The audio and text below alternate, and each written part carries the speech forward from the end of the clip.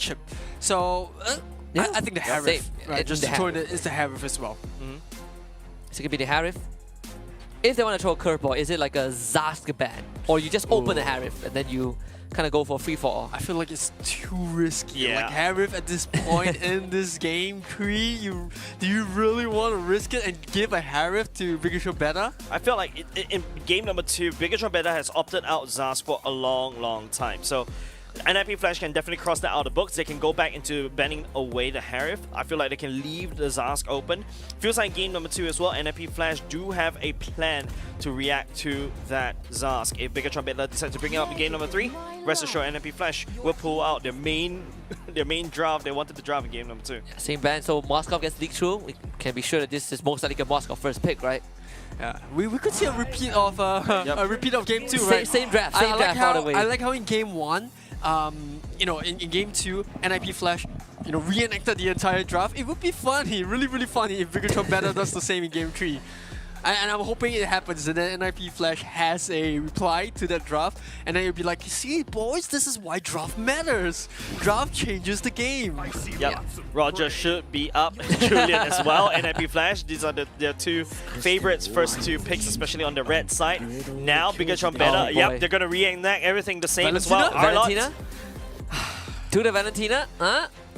Don't do it. Don't do it. What do you mean? Do it. Do it. Alright. Yeah. I think the Valentina pick, we were talking a little bit off stream, right? I felt like it could have been replaced by another mage, and Bigatron Beta would have still had the impact, right? Roy is really good. Aurora would have been better as well. So I think there are plenty of options, but you know, I said it once, it got beaten, but if it's not broken, don't fix it. Yada. I know the story. Aurora has the anti-dive mechanism, right? Anti-dive. You can big AoE disable, but also you get this this insurance policy from that passive every couple minutes. See Bigatron Beta, that's going to be 3rd pick coming through. Lancelot this time gets prioritized, Jace.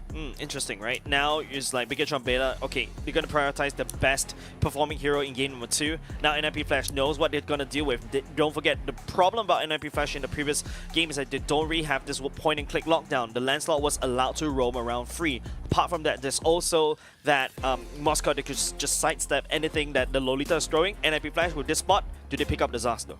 Yeah, I feel like it's either the Zaz or the Kufra. The fact that you have a Lancelot and an Arlot to deal with, the Kufra actually works. But knowing JPL, he prefers the Minotaur.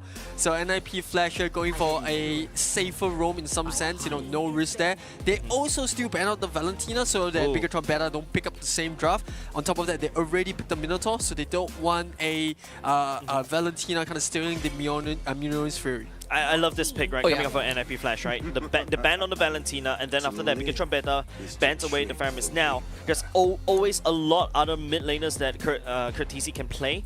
If NIP Flash or Bigatron Beta, mind you, leaks away the Zaz, that's basically NIP Flash turns to pick up that one for themselves. This is where I want to bring up that Phobius pick again. I see potential, but is it the NIP Flash thing? Nah, we talked about it. The Phobius is a good pick, but Adamir on the Phobius?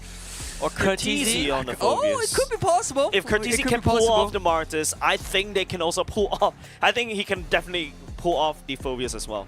Yeah, I absolutely agree with the Phobius pick right there. You have Lancelot, you know, you have Moskov to a certain degree. You also have an Owl to deal with. I think this is where Phobius will shine. Now, for Bigatron Beta, what are they thinking about? Because they've already secured the Lancelot, and it's smart of them to secure Lancelot in the first half because they're thinking, what if we go to the second half and NIP Flash bans away the Lancelot? That is going to be a big problem for us because the Lancelot was a huge part of why we won Game 2. So I think it's a good reaction coming out from Bigatron Beta to recognize that. They banned away the Aurora, which we spoke of. You know, Aurora just does really well if Bigatron Beta wants to dive onto the back line. So they don't want that Aurora stopping them. You want some hard lockdown for the Lancelot, not just the Lancelot in this case, but the only reliable one so far, it's the Minotaur, I suppose, but you gotta get the timing right. So NIP Flash perhaps needs an extra layer on top of that. Maybe this is where they would review kind of that XP laner. You give Adamir kind of that pick first. Yeah. I think the EXP lane is always safer to pick, right? As a mage, there's just so much to do in-game now. You've got to be contributing in terms of damage, you got to provide the crowd control, you have to rotate all over the map, and if you're locking your mage at this point, you kind of shown most of your cards. There's not much an EXP laner can do to change the game, but it looks like Edith, like we said, kind of expected here, NIP Flash just sticking to their guns. Yeah, provided the Edith doesn't get busted down, right? Don't forget, game number 2, the Moskov could just deal the Edith easily once he secures the 3 items, your corrosive side with Demon Hunter Sword and your golden staff. It's just so easy to sidestep this Edith, but I think NIP Flash is probably thinking something else, right? To chain up those knockups, because knockups is something that you really cannot really purify from. It's going to be pretty interesting because NIP Flash right now, like you mentioned, Aries, they're saving that Courtesy pick for last, right? Okay, I'm still hopeful for the Phobias. For some reason, I still think it's a great idea. Bigatron Beta, I mean, they... That was me. That was me in the previous game. Like, if only the Baleric was picked. If only, yeah. But Bigatron Beta now taking a little bit of time to think about how they want to proceed last pick. It is going to be Lapu Lapu and the Lawyer that we spoke about, right? It's really good. You got an Edith and a Minotaur in your face. You got Lawyer with the displacement. This is where she will shine. Yeah, no Aurora, no problem, right? Lawyer is also kind of that solution.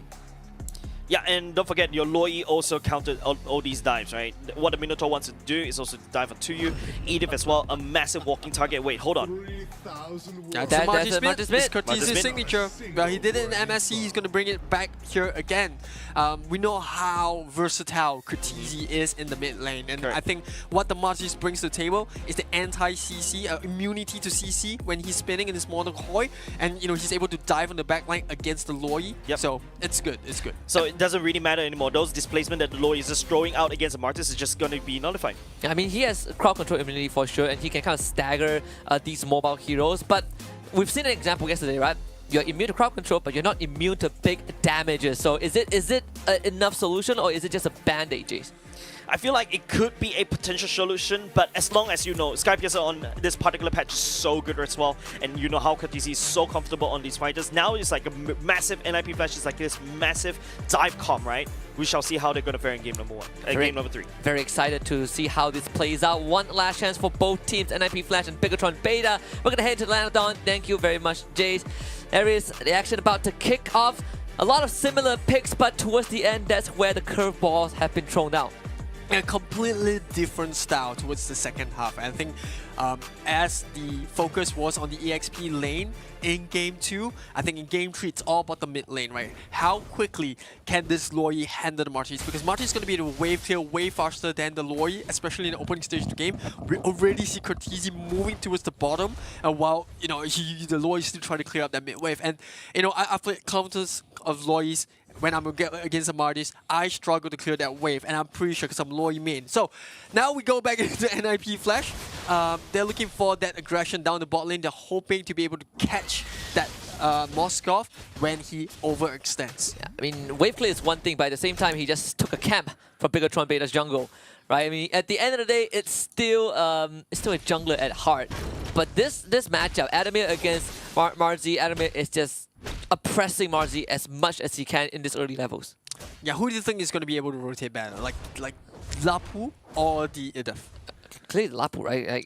Are you a Lapu main? No. No, okay. So wait, no, yes. I'm a main for both heroes. Fair enough. I think that's where it comes. But Courtesy here trying something a little bit sneaky, trying to take away the EXP minion from the Lancelot, but I don't think he's able to do that. Lynch going to commit the Retribution. That is that window that NIP Flash, if they want to go for, they should be able to secure the turtle. Yeah. When we kind of take reference from Game 2, turtle fights have been very different, right? And JPL is going to hold that minion wave as well, so he's going to get a big fat injection of gold and XP. We'll see if Bigatron Beta can punish it. If on the turret feels like that is not going to be possible. Courtesy also shows up top to hit level 4.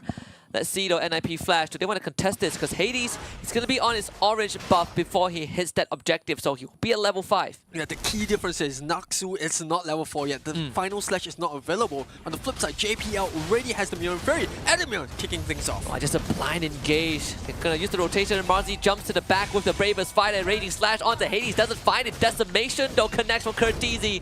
They trade one back, but Courtesy still has his ultimate. You gotta be aware of the side Bigatron Beta's side. Courtesy can't find the execution. Lynch escapes. But this is enough. This was what NIP Flash was looking for. Adamir, once again, that flicker into that bush to get the knockup. They find a kill because of the spike that Marty brings to the table. We spoke about it, and I think this is where NIP Flash wants to take the pace back into their own court. We saw in Game 2, they didn't manage to do it their way. Now Game 3, they want to be able to do that. And Pin is stabbing Ao sticks onto him with the Lycan Pounce. It's going to be a wet noodle fight. Ao not able to find a kill, but enough damage onto Pin. Relocate. Diversion. Yeah, can't get much done, unfortunately. Yeah, I was just really sneaky. Right? He has that game sense. Like this, I sense it. Like Loy is coming. I have to run, and he does avoid being ganked right there. And once again, because of that rotation, NIP Flash will be able to be in the front foot because Cortese immediately clears, goes to bot, and now Bigatron Beta is playing from behind. So I think for NIP Flash, this is going to be a recurring team, constantly being able to out-rotate Bigatron Beta and then try to get a gank off onto side lanes. And Pin, will he sense it? Does he have the owl senses? I think he definitely does because he's waiting in the bush. So this tier 1 is going to go down so fast. Yeah, it's safe. At the end of the day, it's safe, but it could have been disastrous, right? Yeah. On the flip side, at least Marzi gets space on the top side. Yeah, the fact that, Ryuzi isn't able to rotate as quickly as Cortese, we're already starting to see those dividends pay off for NIP Flash, right? Wow. NIP Flash just scaling and making sure that they are constantly on the front foot, they have the goal lead. I know it's not much, but it's already an improvement compared to Game 2, like what we saw in Game 1. But on the flip side, Bigatron Beta, that spike, they need the Moskov to hit the late game. We saw that Pin can carry if he gets those items in. Yeah, and then he's forced to use a Thorn Rose Puncture to escape. Cortese did have the Sky Piercer, right? So Decimation only will get deadlier and deadlier. Right? You have technically 2 different conditions to meet. Either the HP threshold, actually both are HP threshold, what I'm talking about, but you raise the threshold, raise the threshold. I think more importantly now the item spikes coming from Bigatron Beta. 3 huge items on Pin Marzi as well as Lynch. And more importantly, NIP Flash, well, we don't care about items.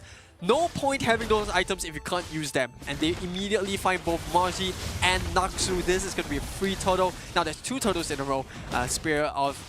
the spear is not going to hit. That's no point. Yeah, I suppose Bigatron Beta was like, we're going to send you 2 tributes. Here's our XP laner. Leave us alone. Leave us alone. Here's our XP laner. Go take the turtle. That was unfortunate. Yeah, Cortese was ready for that. So NIP Flash, top tier 1 also goes down. They take the second turtle. Hades, Holy Crystal, 5.5 minutes into the game. And NIP Flash almost reaching that 4K goal advantage. This feels like a rerun of Game 1 all over again. Yeah, I think NIP Flash doing an exceptional job of controlling the fight, right? We talked about the importance of having a lead. Adamir now being able to rotate, and this is where Roger and him will swap lanes. On the other side, you have Julian taking the bomb tower. This is the draft that we saw in Game 2. Very similar. Pressure across all 3 lanes and in the jungle of Bigatron Beta. And this is where it all started, right? Cortese actually coming in, spots the relocate, the diversion, spins, Naksu, and Loy dies completely. Yeah, it was at that moment. And guess what? The Loy survives. Yeah. So he actually sent both of them to die. Hey, go check it out. Yeah, it feels a little bit dangerous. Hey, go check it out. And like, just like hung them out. And Outward now is starting to push onto the top lane. NIP Flash just piling that pressure on Bigatron Beta, not allowing Pin to, farm as safely as he wants to. But hey, I think NIP Flash is more than happy to leave Pin alone because they're getting these turrets. And that increases the map presence that they have, as well as the map control that they want. The map is basically almost wide open, right? Top side, the only reason top side is still a bit safe thanks to that mid-tier 1. But once that structure goes down, NIP Flash gonna have that entire replay, that run it back of game number 1. For now, they know they can't take the structure just yet. Maybe not without a Lord or a team fight, but Turtle, no problem. Yeah, and an important note though, in Game 2, it was the Lancelot that was constantly 1 to 2 levels above the Julian. This time around, it's the other way around, right? Hades constantly above level compared to Lynch, and this is tough. This is where Bigatron Beta is like, okay, if we do go for these engages, it's very 50-50, do we want to risk it? And even Ao is just pushing the bot side, right? You want to fight, you want to turtle, you can take it. We'll take more than that. Adamir In the midst of things, Turtle will go over to the side of Bigatron Beta, but NIP Flash thinking about the fight. Adamir holding onto his Primal Wrath as Kurtizi takes down the Luo Yi, as Hades will find Naksu. That's 2 dead for Bigatron Beta. NIP Flash finding the opening. Yeah, just punishing there, and I think for NIP Flash, they were certain that they wanted the turtle, but I think Hades was up there clearing up the mid, but Pin in no man's land, just underneath the tier 2 turret, like the NIP Flash, like, what, there's more? Well, let's get it. Oh, yeah, you dare disrespect me, huh? Hades finds that.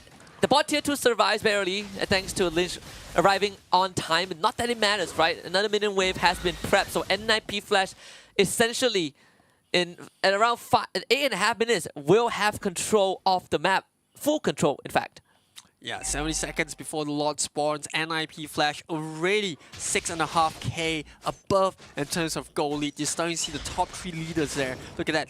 All 3 damage dealers are on top. This Martyrs mid pick and the fact that he's able to clear the lanes quicker than the Luo Yi is proving to be a problem for Bigatron Beta. Doesn't matter if you have the Lancelot, if your mid laner isn't there to contribute, you're kind of useless. I think Ryuji wants to be there to throw out dispersion and kind of get those big crowd control, but every single time Kurtizi sees him, he just mortal coils and dances to get to the back line. And it's a bit scary for Ryuji, right? What can you do? You can't even run away. And it's actually Adamir that's setting out most of these fights, right? He goes in, gets the knock up, the rest of the team just collapses, and then you got Kurtizi just running like a madman for the Luo Yi. And he has Flicker. Yes. And Quantum Charge. It's tough, it's tough. It's tough as a Luo Yi player when you can't really get the opponent off your back, especially someone that can burst you down like a Martis. Tough place to be in. NIP Flash, again, back in the game 1 scenario, but I suppose for Bigatron Beta, at least, contrary to having a Link, this Lancelot does have a bit more leeway. I mean, the build he's going for, the Endless Battle or War Axe, either or will give him kind of the extra oomph that they need. But NIP Flash, they can dance around this Lord. In fact, take it uncontested. Yeah, it's tough. If Bigatron Beta do decide to go in, I'll be really surprised because it's a 50-50. In fact, it's actually not in their favor because Julian's already at level 14 while Lynch is only at level 12. So, smart choice there. You know, it's only a first slot like we always like to say. So, I think they will be more than happy to give it up at this point. NIP Flash, on the other hand, is like they must be feeling good, right? Every metric is going in their favor. They're up in terms of levels, they're up in terms of goal lead, they're up in terms of map control. No signs of them losing just yet, unless we see the NIP Flash special where things go out of control and they get a little bit greedy. Or we see a big Naksu final slash. Oh, that could be possible. That could be possible. But I feel like in scenarios like this, it's always Adamir that gets caught. He's like the scapegoat of the team, right? Hey, he's deathless so far, right? Don't slander his name. A big improvement. A big improvement. A big improvement. Yeah. I mean, at least you can't make those big plays compared to Terrorist. All 3 waves synced up though. We'll see his defense starting from Bigatron Beta. Adamir is going to do it again this time. This plays a little bit, but mid inhibitor will go down. Final slide from Naksu, gone to 2. The rest of NIP Flash ready to collapse if needed. But Bigatron Beta, they will just call the retreat. NIP Flash now a lot more control. We saw in game 1 they were a little bit greedy. They got punished for it. They eventually did win, but NIP Flash now in the same scenario decides to back off. I think that's really smart. No use trying to hang around because Enhanced Lot is coming up next. You know, you're just trying to look for more dominance, control the jungles, you know, keep that gap between Lynch and Hades, and then close the game out safely. Lynch haven't used the Phantom Execute to escape. I think they'll be fine. I don't think NIP Flash, like I mentioned, want to commit to a fight. At the same time, it feels really good to be ahead in the game with a Minotaur, right? NIP Flash, they never really need to go back to base. It's just constant top up with the motivational raw. NIP Flash ready to go again when the next minion wave comes in. Now look at the graph. That is morbid at this point. It is. For the side of Bigatron Beta. But NIP Flash, well, they will take the tier 3 on top before the next lot. They will take the bottom one as well. And Bigatron Beta, the land is barren in their base as NIP Flash. Like I said, I think they won't go for the end. Hades even picking up the Winter Crown before the next lot fight. If Bigatron Beta wants to make a play, it's now or never. Because I think if they dance around a lot outside of their base, NIP Flash still has the advantage. 11k goal lead. Essentially a death sentence by They always say the every metric. 10k goal mark. It's a death sentence, right? No return. Like before the late game, or like before the second lore, if you have a 10k deficit, it's tough. Yeah. You see the the builds that these teams have chosen go for. I love Roger, right? Look at Owl here. He's so greedy. He's actually going for the Blade of Despair. I think that's just a final nail in the coffin. If he does complete it before they push down the base, I think this is where I don't think Bigatron Beta have what it takes to defend against the damage output that the trio of the Julian, the Roger, as well as the Martis has to offer. Yeah, and the trio are deathless so far, right? Only casualty was JPL in the earlier fight. I think in the first turtle. Not that it matters too much. See, NIP Flash will get a free turtle for sure. Adamir being the brick wall. And the rest of Bigatron Beta, you can just watch this fall into the hands of NIP Flash, and this could be a sign to pounce. Marzi brings out to him. They need to escort the teammates out, and JPL follows up with the Minoan Fury. Doesn't connect. Naxu final slash, not enough. Knocked up and goes down in an instant. Adamir trading his life, but it should be enough for NIP Flash to go in for potential final push. Start setting it up. Pin pushes them back, but NIP Flash, they are just getting ready for round 2. Yeah, they bait the bravest warrior out of the Lapu Lapu, and with that there is sort of like a no re-entry. You only really have the final slash as sort of a re-engagement, and with so many heroes on the side of NIP Flash who are immune to CC as well as iframes, this is a problem for Bigatron Beta, but they will, both sides will be back up. Difference is, Adamir has to walk the long route to join the team fight. So will this be enough? The fact that Bigatron Beta have one more hero, but boy, that lot looks menacing marching down the mid lane. Even Ruzi brought the dire hit on the roaming bullets JPL. That's too much damage.